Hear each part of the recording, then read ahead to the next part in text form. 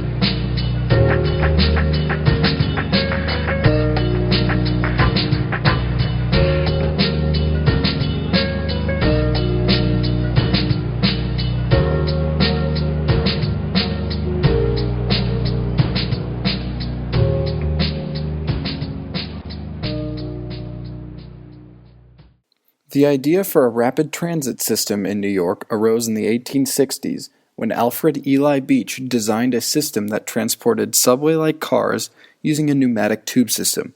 Beach was the publisher of the New York Sun. He was somewhat of a Renaissance man and a longtime promoter of rapid transit for New York City.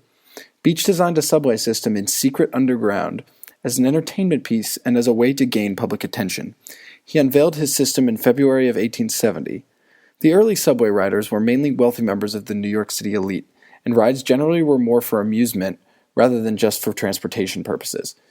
The idea began to gain traction, and the system soon went public and fell into the ownership of the city. My foot, and he says, all right, you can have it. How do I get to Kings Highway? Does the express stop at Butler Hall? Hey, which train for Overlook Like a there? downtown train. See? Bowling Green, Marshall. Woodlawn Express from Grand Central, 10 miles, 33 minutes.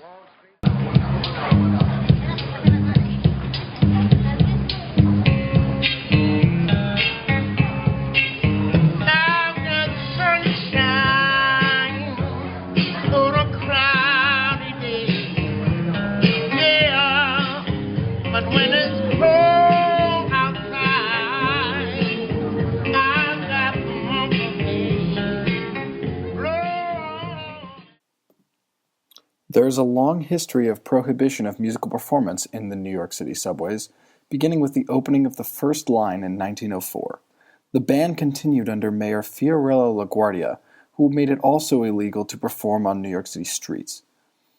Some musicians still sang and played instruments through the 1940s, 50s, and 60s in an effort to reclaim public space. In 1985, the Metropolitan Transit Authority lifted the ban on subway performance in response to a case against Roger Manning in which the ban on performance was found to be unconstitutional.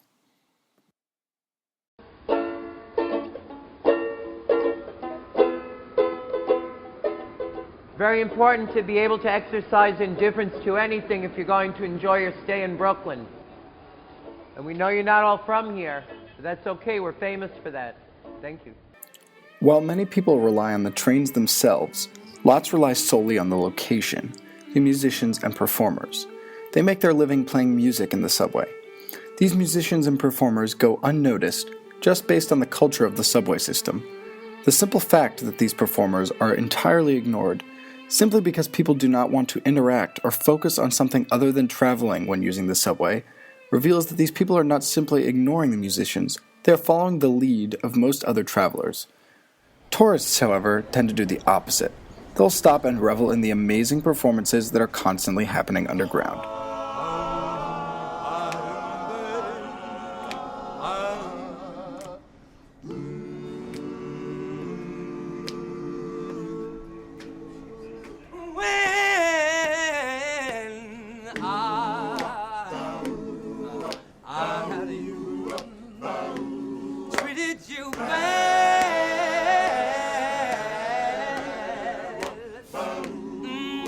But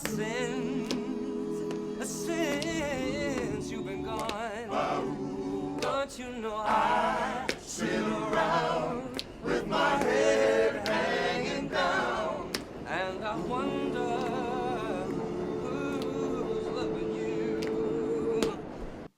The New York City subway is the ultimate example of the perfect public transit system.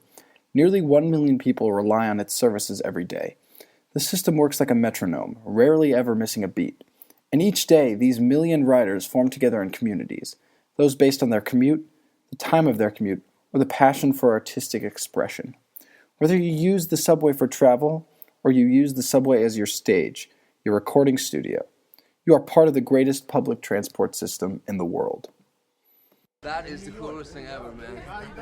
I've done. That is when you know you made it. Truly, taking the New York subway, that is when you know you made